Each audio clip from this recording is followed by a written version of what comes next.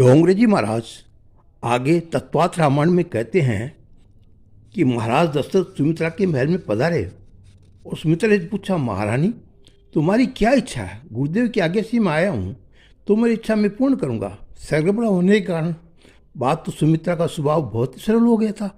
सुमित्रा ने दशरथ महाराज से कहा, महाराज मेरे लिए ये तो स्वतंत्र अलग राजमहल है, वह अब मुझको स्वाता नहीं है। मुझे तो कौशल्या की ही महल में रहना है। मेरी ऐसी इच्छा होती है कि मैं कौशल्या जी की सेवा करूं, कौशल्या जी की दासी बनूं। कौशल्या जी की सेवा करूंगी तो मेरा ही कल्याण होगा, ऐसा मुझे लगता है। मुझे अलग रहना नहीं है, मैं कौशल्या जी के महल में रहकर उनकी सेवा करूंगी। कौशल्या जी पूरे दिन लक्ष्मी नारायण की सेवा पूजा करती है, मैं कौशल्या जी की सेवा करूंगी, मुझे कौशल्या जी की सेवा में रख दे। वशिष्ठ ने सुना तो उसको बड़ा आश्चर्य हुआ। उन्होंने राजा से कहा, राजन सगर्भा होने के पश्चात उनका स्वभाव कितना सरल हो गया है। स्त्री को सौतेली सेवा करने की इच्छा होती नहीं, परंतु ये ऐसा बोलती है उनको अलग रहना नहीं चाहिए, कौशल्या के साथ रहना चाहिए। इनके पेट में जो बालक है वह कोई महान ज्ञानी पुरुष होना चाहिए।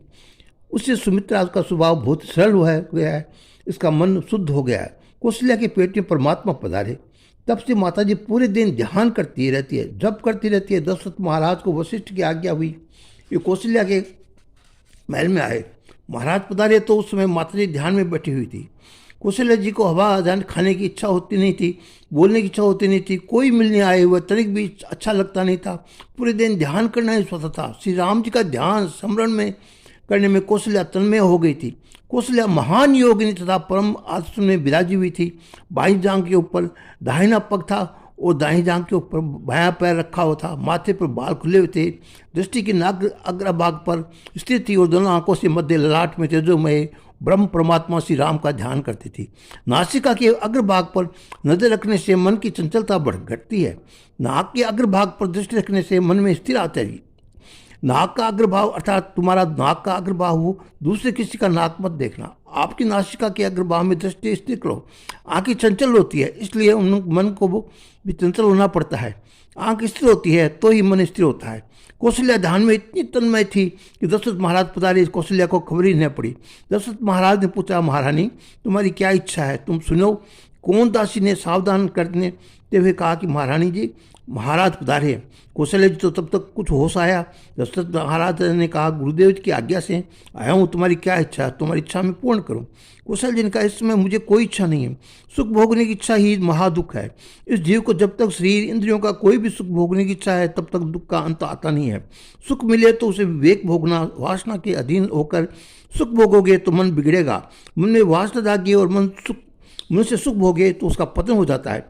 भगवान तुमको सुख दे तो उस समय उस सुख को प्रभु को प्रसाद मानकर परमात्मा को साथ रखकर प्रभु का स्मरण करते हुए विवेक से भोग को बाधा नहीं, परंतु अमुक सुख मुझे भोगना है ऐसा संकल्प कभी नहीं करना। सुख भोगने का संकल्प करने से शक्ति का नाश होता है, बुद्धि का नाश होता है। सुख भोगने का संकल्प करने से मन बिगड़ता है। ज्ञानी महापुरुष कहते हैं कि संकल्प से ही वह संसार खड़ा हुआ है और संकल्प से ही मनुष्य भवबंधन में रहता आता है।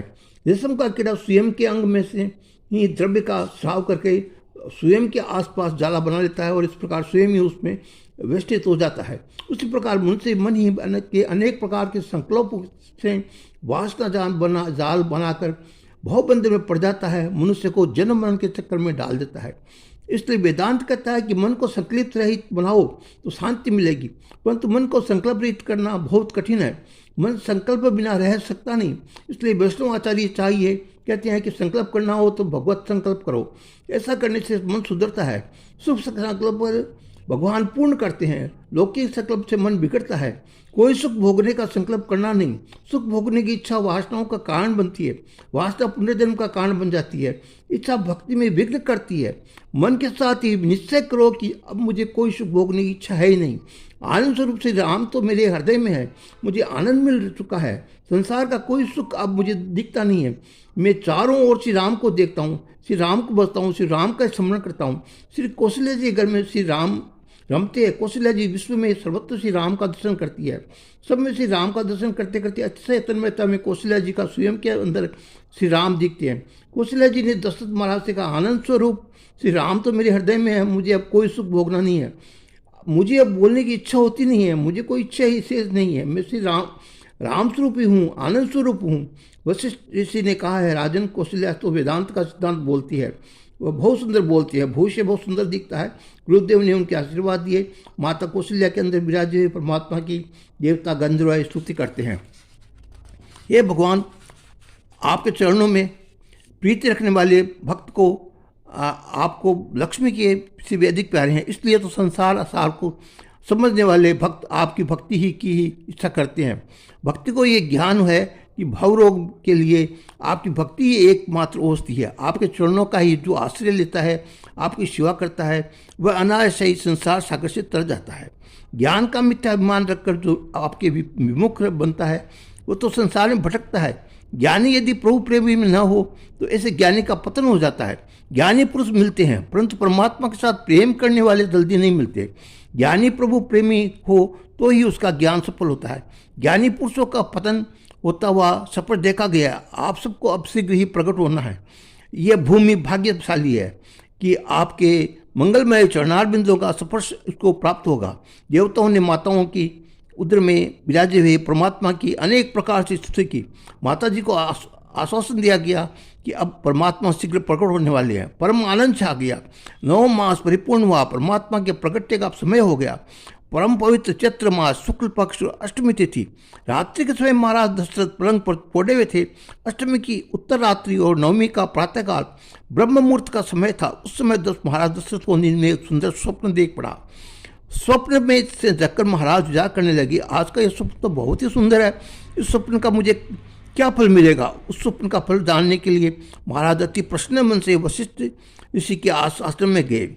महान ज्ञानी वशिष्ठ ऋषि ब्रह्म मुहूर्त में आदिनारायण परमात्मा का ध्यान करने बैठे हुए थे।